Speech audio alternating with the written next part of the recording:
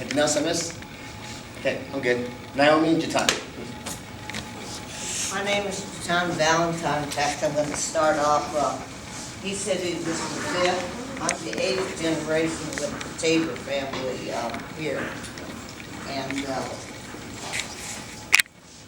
I think that history is very important that we preserve it. In fact, hopefully before you go, you will look around and you'll see the First Baptist Church, which we think is something that needs to be saved, because back there are pictures right over here of some of the congregation. They started off small. They were able to have a bigger church. Some of them put up their deeds in order to build a bigger church, and that's what I consider history, and I think it should be saved. And also, I started off over here, with this picture. My grandmother was Tabor, and she came here in the 1900s. Is your grandmother right here? That's my grandmother, this is my grandfather, and the neighbors thought that this was the black man married to a white lady, and they both have black in them, and they're very proud to be black. In fact, that's what they go by. And a cross was burnt where I live now, at 709 Vernon Avenue. A cross was burned. And we may not like to talk about it, but I like to talk about it because it's something that happened. And the people that couldn't stand there on Vernon, they moved away, and the other ones, they became very, very good neighbors and never had any problems. So hopefully, as we have a chance to look at the pictures, ask questions, and then also, this next picture here was my uncle, Urban Tabor, and Arthur Reese, my cousin, who came from Louisiana, ended up being Abbot Kinney's decorator.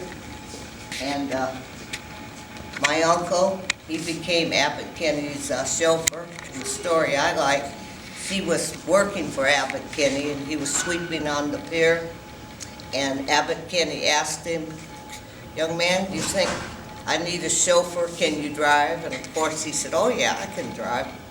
Well, he really didn't know how to drive, but he had a friend at the Ford Motor Company, and he went on and he got his license, and he became his chauffeur.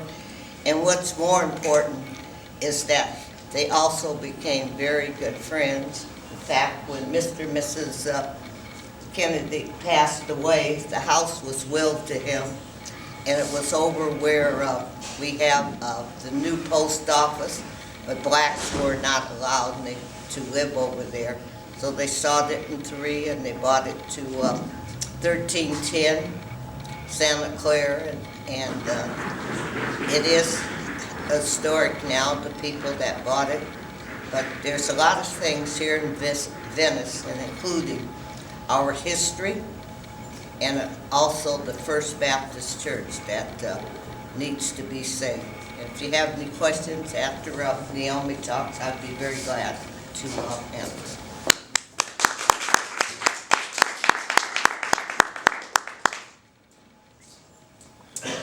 I'm Dr. Naomi Nightingale, and I'm of the more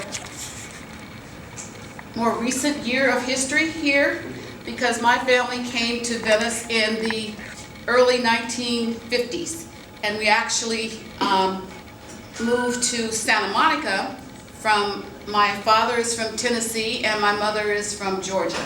So they migrated to here in the early 40s in Santa Monica, and then my grandmother and aunt moved to Venice in the early 50s. I went to Broadway Elementary School as a young child, and then always back and forth between Santa Monica and Venice because my family lived in both places, which is really apropos to our history, because in the beginning in 1900s, Santa Monica and Venice, as far as the black community and brown communities were concerned, was one community.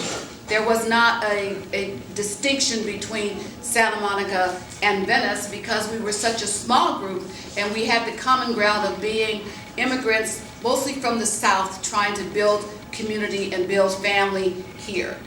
In the Venice community, it was restricted covenant, meaning that this was the only place that African Americans were allowed to live. So if you look at the area from California Avenue on the south, Rose Avenue on the north, the beach to the west, but actually stopping around Abbot Kinney, which was at that time Washington Boulevard, and then Lincoln Boulevard to the east. Now when I grew up, that was Venice to me. Anything outside of that area was some other world because we didn't participate in that part of the community. We were a self-contained community in that people bartered their services. If you were an auto mechanic, you bartered your services for someone who might have been a painter or a gardener or other work that the person might be able to do, a carpenter, whatever, because we exchanged services as we were united as a community. When they say everyone knew just about everyone in the community, from block to block to block to block, you knew the families that lived on that community. They brought their culture, their heritage, their family unity with them when they came from the South. In the South, the communities knew each other well. You were family, whether you were a blood aunt or uncle, or if you were an aunt or uncle or cousin by virtue of the fact that you were part of the community. So we had many aunties and uncles within the community. So it was really true that you could do no wrong and get home before the word got to your mother or your father where you were going to be chastised because the neighbors, there was an incredible pipeline of information that flowed from one house to the next house to say, I saw your child. And if you were lucky, you didn't get your butt beat by whoever it was that saw you do the wrong thing, and then you were in trouble again when you got it home. That was the community that we had.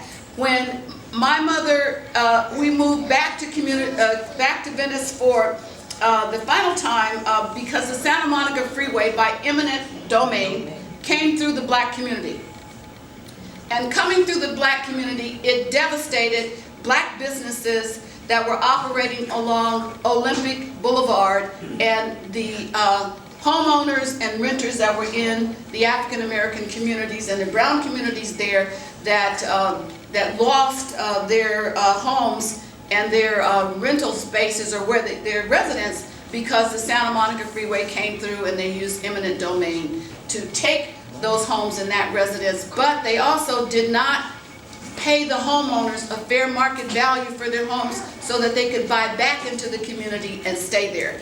Most of the people moved either to Venice or to Los Angeles because at that time Venice was an affordable community. It was deemed to be a poor community, even though it was the first intentional black community on the West Coast.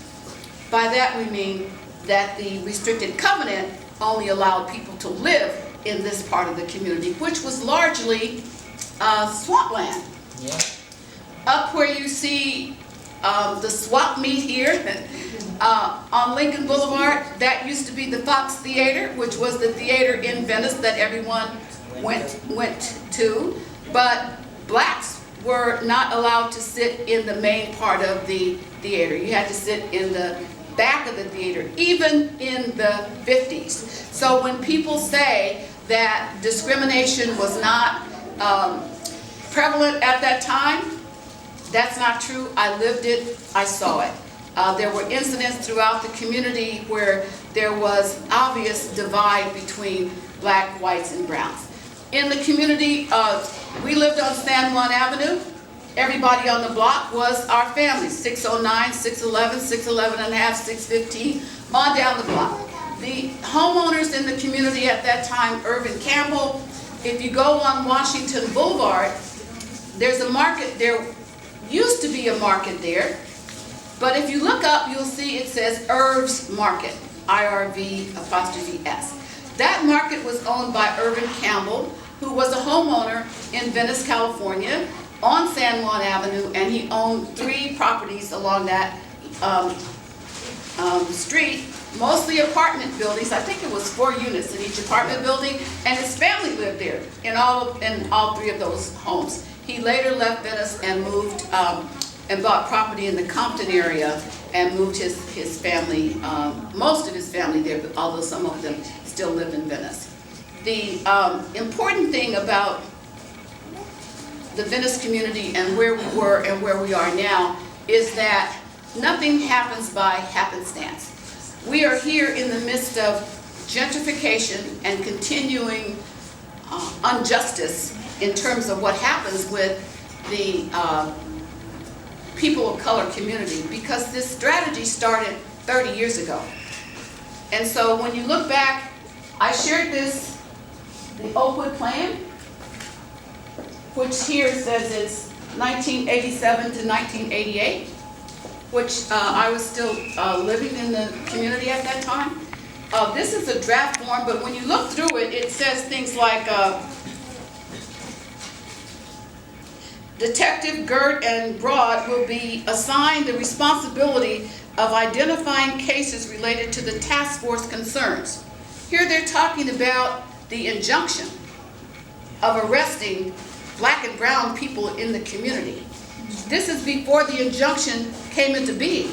The injunction came into being in 1995, but this is 1987, 1988. So the district attorney's office will commit to causing all fileable felony cases to be filed as felonies instead of misdemeanors, if at all possible. He or she will cause multiple counts to be filed if they appear to be at all warranted, and will cause bail to be set at the